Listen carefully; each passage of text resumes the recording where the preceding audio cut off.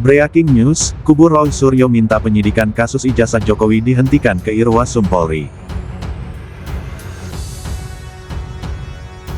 Roy Suryo CS minta stop kasus ijazah Jokowi ke Irwasum Polri. Jadi guys, Roy Suryo CS ngirim surat ke Inspektur Pengawasan Umum atau Irwasum Polri untuk meminta penghentian penyidikan kasus tudingan ijazah palsu Jokowi. Kenapa? Jadi permintaan ini muncul setelah Egy Sujana dan Damai Lubis yang tadinya ditetapkan tersangka bareng Roy Suryo CS juga dapat surat perintah penghentian penyidikan atau SP3. Roy Suryo menilai laporan polisi terhadap Egy Sujana dan Damai Hari Lubis ini berada dalam satu perkara. Jadi menurutnya kalau laporannya dicabut, maka seluruh terlapor lainnya seharusnya turut gugur. Aksi semua dilakukan karena sebagaimana diketahui SP3 itu bentuknya adalah surat penghentian perkara, ya, tidak ada surat penghentian penyidikan. Itu perintah. Ini artinya suratnya yang dicabut. Kalau suratnya dicabut, harusnya gambarnya bukan hanya dua tuyul di sini, tapi 8 tuyul ya. Ya kan gitu. Tapi kan hanya ada dua, ini yang lucu. Jadi artinya nggak boleh, berarti suratnya salah. Ugroseno mengatakan bahwa dengan dicabutnya laporan polisi terhadap Egy Sujana dan Damai Hari Lubis, seharusnya satu laporan yang bandel gitu, gugur semuanya. Karena ini dalam satu LP, satu nomor. Jadi kalau dicabut satu, cabut semua. Itu yang dikatakan Ugroseno. Kubu Roy Suryo CS sebut mereka terinspirasi dari pandangan dua ahli, yaitu Din Syamsuddin dan mantan Wakapolri Komjen Pol Purnawirawan Ugroseno, yang menilai pencabutan laporan polisi terhadap dua tersangka berimplikasi pada keseluruhan laporan. Selain itu, pihaknya menilai proses penerbitan SP3 tanpa menggugurkan seluruh perkara dinilai nggak sesuai prosedur, dan kini mereka menunggu sikap resmi dari Irwasum Polri. Kami tidak bicara mengenai restoratif justice. Itu urusannya mereka yang mengajukan. RRT tidak pernah berpikir soal restoratif justice dengan meminta maaf kepada Pak Jokowi. Enggak. Kalau dibalik boleh. Yang minta maaf Pak Jokowi boleh. Ya, ke rakyat dan ke RRT juga. Tetapi yang ingin kami katakan adalah sebuah konsekuensi hukum yang diperkuat oleh Komjen Ugroseno, mantan Wakapolri. Yaitu kalau seandainya satu laporan polisi dicabut karena mau menerbitkan SP3, surat perintah penghentian penyidikan, maka 6 lainnya pun gugur karena LP-nya sudah tidak valid lagi, LP-nya sudah dicabut. Jadi tidak boleh mencabut cuma 2 saja, 3 saja, atau misalnya yang paling ekstrim 7, yang 1 ditinggalkan. Itu berlaku yang namanya unequality before the law. Dan itu tidak lagi merupakan pelanggaran hukum, tapi pelanggaran konstitusi bisa dikatakan. Nah, karena itulah kami mengatakan kalau misalnya LP-nya sudah dicabut ya, gugur berarti LP tersebut. Karena LP adalah dasar untuk melakukan penyelidikan dan penyidikan, maka prosesnya pun menjadi cacat.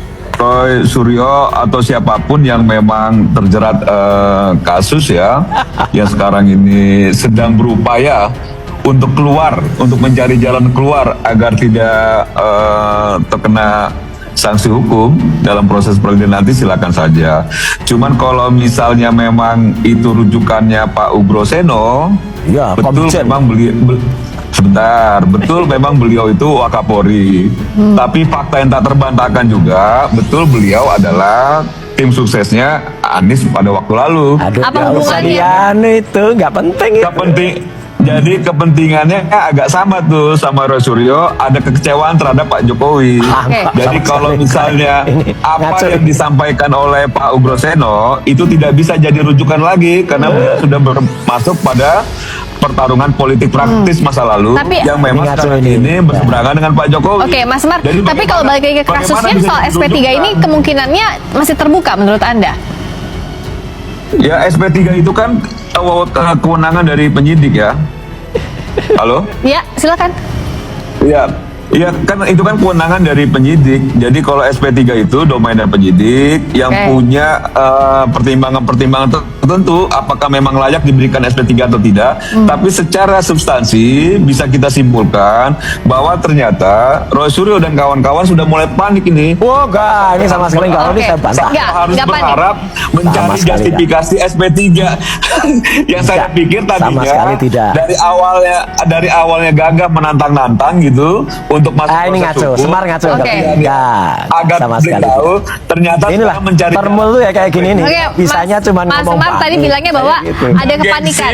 Oke. Nggak ada yang Oke, panik silakan yang di dijawab. Solo. Gengsi. Kalau enggak Meminta ya, restoran. dia nggak akan membuat Makanya- pernyataan lagi, keterangan lagi 4 jam kemarin di Mapolresta Solo. Ini yang jelas Solo yang panik. Kalau kita sama sekali nggak ada. Ini termul-termul itu memang jelas, Pak. bisanya ngomongnya gitu aja. Oke, gimana Mas? Kita ketawain aja. Kalau nggak panik, Iya. tinggal lagi nanti di proses peradilan dong dibuktikannya supaya publik Ya, tahu. peradilannya kan apakah sesat. Suryo benar Peradilannya kan atau bukan tidak. peradilan soal ijazah. Peradilan aja Ini belum dimulai, ini mau sudah dibilang sesat. mau membohongi rakyat ini peradilannya, Mbak. Peradilannya itu adalah peradilan soal fitnah dan Oke. ijazah palsu. Oke, Bukan sekarang soal ijazah palsu. satu-satu gantian ya. Mas Semar sama Mas Roy, Ya. gantian dulu tadi ya. Tadi dianggap kata Mas Semar, Mas Roy panik. Mas Roy bantah bahwa itu tidak Sama panik. sekali enggak. Nah, saya tanya Mas Roy ini menghindari meja hijau atau enggak? Enggak sama sekali. Kan ini kita ngerti bahwa peradilan yang akan dilakukan itu di Jakarta kan sudah kita Yang tanya. gila oleh- Ini peradilan soal fitnah dan pencemaran nama baik, bukan soal ijazah palsu. Jadi kalau yang ditunggu rakyat itu soal ijazah palsunya Jokowi, itu nanti dibuktikannya pada citizen lawsuit, pada pada sidang-sidang yang ada, atau pada gugatan yang terbaru. Ini ada 17 purnawiran TNI yang sekarang gugat Jokowi Nah, juga. artinya Gitu loh. kalau untuk peradilan secara pidananya menurut Anda? Ya peradilan pidananya pidana fitnah dan pencemaran baik. Oke. Padahal itu kata Pak Prof Mahfud, kata Prof Jimli, itu nggak bisa dilakukan sebelum ijazahnya dibuktikan dulu palsuannya. Ijazahnya kan 99,9% palsu. Oke. Apalagi KIP barusan ya setelah kemarin Bonatua tadi siang ya Bon Jovi bongkar ijazah Jokowi, Dr. Lydia dan kawan-kawan ya Lukas Suarso itu mendapatkan lagi ya keberhasilan bahwa ijazah Jokowi itu harus dibuka mulai dari KPU Jakarta, KPUD, DKI, KPU, jadi makin boncos Oke. ya di pihak Nah, sana.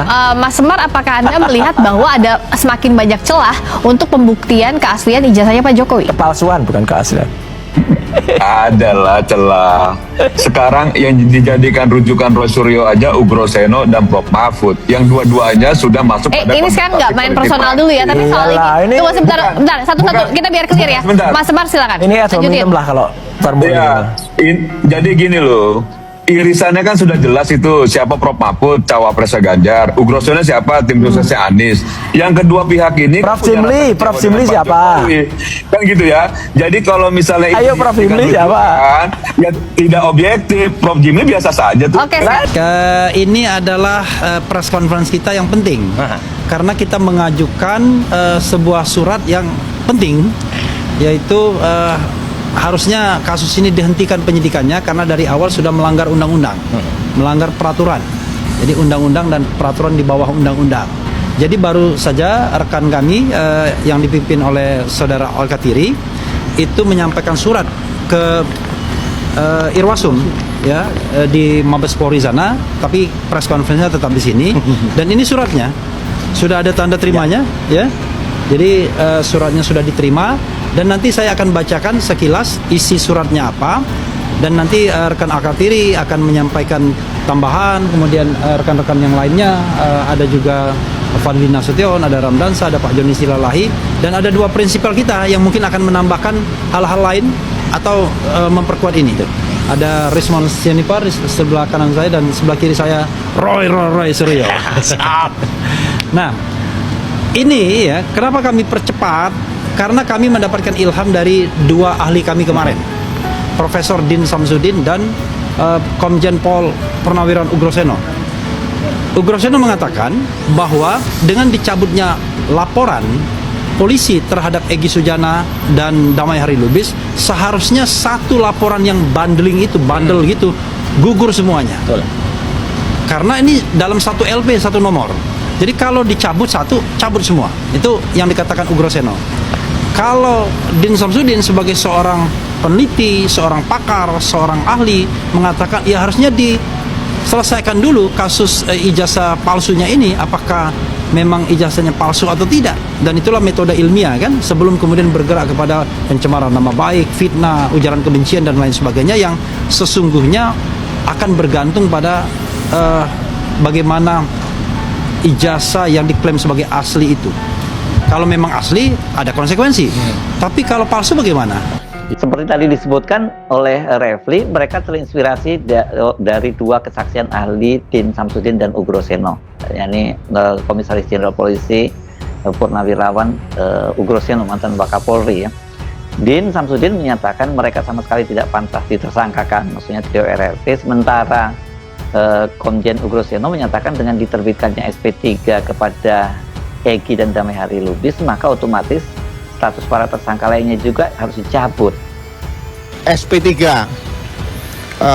Saudara Egy Sujana dan Saudara Damai Hari Lubis ya, itu secara tersurat dan tersirat ya, karena mereka melaporkan ya, 4 orang melaporkan 8 orang, berarti penghentian penyidikan juga harusnya diberikan kepada seluruh yang dilaporkan oleh Pak Jokowi dan kawan-kawan tadi ya. Jadi tidak bisa diambil sendiri 2 orang di SP3 yang lain tidak ya. Nah, kasusnya ini memang menjadi makin menarik karena ini sudah memasuki wilayah perdebatan hukum dan keabsahan sesuai prosedur yang diatur dalam Kitab Undang-Undang Hukum Acara Pidana (KUHAP) dan juga delik-delik yang diatur dalam pasal-pasal di KUHP, Kitab Undang-Undang Hukum Pidana. Bagaimana kelanjutannya? Ya, ini pasti makin seru dan makin lama makin banyak kejutan. Polisi yang sebelumnya tampak kejar target ini seolah-olah ini harus mereka menahan diri lagi, karena tadinya kayak dikejar-kejar ya, karena cepat banget ini melimpahkan kasusnya ke kejaksaan, tapi kan kejaksaan kemudian menolak dan mengembalikan berkasnya untuk dilengkapi. Dengan perkembangan terbaru ini dan diharapkan nanti Irwasum itu turun tangan, tentu saja drama-drama hukum dan drama politik itu akan kembali terjadi. Dan saya cuma mengingatkan bahwa apa yang di depan panggung itu tidak seseru apa yang di balik panggung, karena sekali lagi kasus ini adalah kasus politik, kasus permainan kekuasaan, walaupun sebenarnya dasarnya adalah basicnya itu adalah kasus hukum. Tapi apa boleh buat, di Indonesia itu kita masih belum bisa bicara hukum itu secara ansih, tapi banyak sekali kasus-kasus hukum itu ya latar belakangnya, motifnya itu ya politik, dan itulah yang disebut sebagai kriminalisasi. Kubu Roy Suryo Ces mengajukan surat kepada Inspektur Pengawasan Umum Irwasum Polri Komjen Pol Wahyu Widada terkait permohonan penghentian penyidikan kasus tudingan ijazah palsu Presiden ke-7 RI Joko Widodo atau Jokowi.